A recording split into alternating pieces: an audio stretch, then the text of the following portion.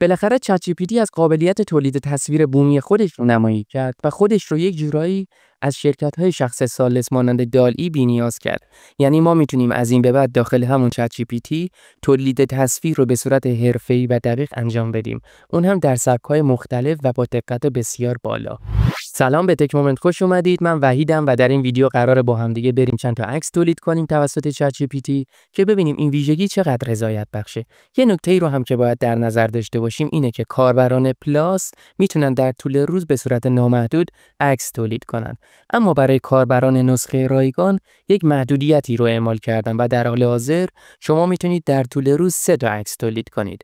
همراه من باشید تا بریم این قابلیت رو بررسی کنیم. اولین تصویری که می‌خوایم بسازیم یه تصویر انیمه است. اینجا نوشتم یه تصویر انیمه‌ای از خودم بساز، انگار که قهرمان یه انیمه فانتزی ام. پس زمینم یه جنگل جادویی باشه. بریم ببینیم چه نتیجه‌ای میده. اینجا می‌بینیم که عکس من رو به یک انیمه بسیار زیبا و با جزئیات بسیار بالایی برای من طراحی کرده و خیلی هم خوب و حرفه‌ای این کارو انجام داده. من می‌خوام یه مرحله برم جلوتر، همین تصویر رو نگه داره، اما جنگل رو بهش می‌خوام بگم تاریک کنه و ریش صورتم هم یه مقدار بیشتر کنه. اینجا می‌بینیم که تصویر رو تغییر نداده و جنگل پشت سر من تاریک کرده و حتی صورت من هم نسبت به اون تصویر قبلی رنگش تغییر کرده و رنگ اون لباس من و حتی شمشیر من هم تیره تر شده. اینجا هم میتونیم تفاوت‌ها رو ببینیم که چقدر دقیق تونسته این کار رو انجام بده برای ما. تو این مرحله ازش میخوام یه میم برای من بسازه. عکسمو آپلود کردم، ازش خواستم به فارسی برای من بنویسه وقتی میخوای فقط یه سوال بپرسی ولی تا 4 صبح با چت جی پی تی چت میکنی.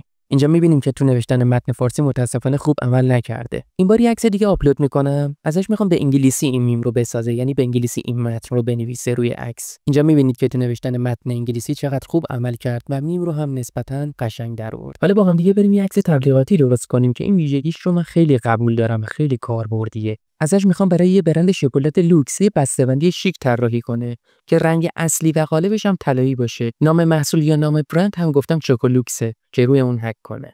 نتیجه‌ای که به ما میده فوق‌العاده از تصویر و یا پوستری که برای ما طراحی کرده بسیار با کیفیت و با جزئیات دقیقه. حالا روی عکس کلیک میکنم، ازش میخوام این عکس رو ویرایش کنه.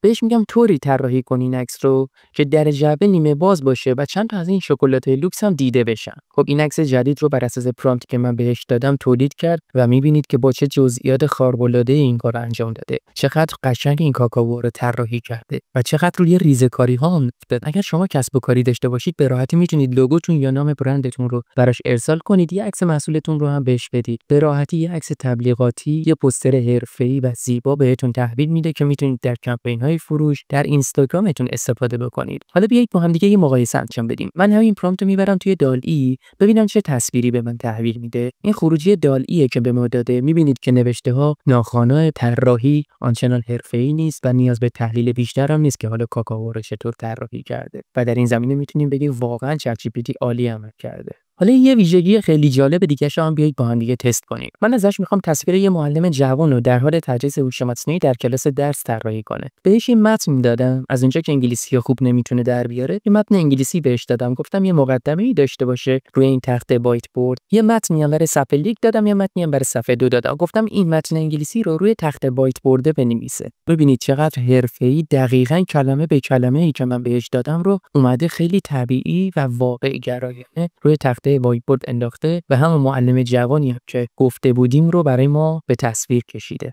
حالا من یه مرحله جلوتر میرم، ازش میخوام تمام این نوشته‌های ما رو در یک برگه آچار بندازه و این برگه آچار هم دست معلم باشه. میبینیم که تمام اون نوشته‌ها رو روی برگه آورده. البته درسته که سایز برگه شبیه آچار نیست، اما میتونیم با پرامپت بیشتر اون رو شبیه تر کنیم.